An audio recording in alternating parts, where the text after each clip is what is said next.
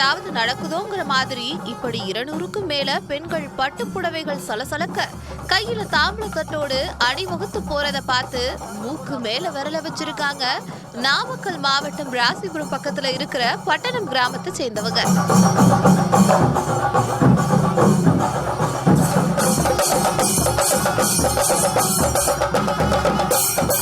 விஷயம் இதுதான். பட்டணத்தை சேர்ந்த விஜயகுமார் பிருந்தா தம்பதியோட மகள் திவிஷா பெரிய மனுஷி ஆனதால அங்குள்ள தனியார் மண்டபத்துல விசேஷம் வச்சிருக்காங்க. பிருந்தாவோட அண்ணனான மகேஸ்வரன் மருமகளுக்கு தாய்மாமன் முறை சீர்வரிசை செஞ்சிருக்காரு.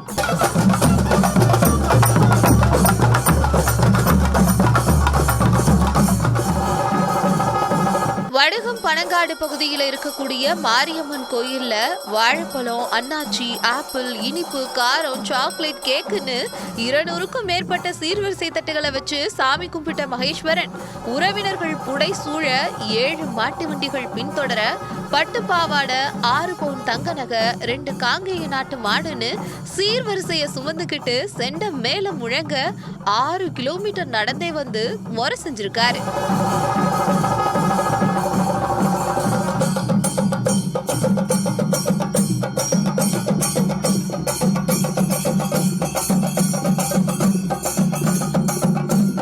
மண்டபத்துக்கு வந்தவங்கள விஜயகுமார் குடும்பத்தினர் வரவேற்று சீர்வரிசையை ஏத்துக்கிட்டாங்க.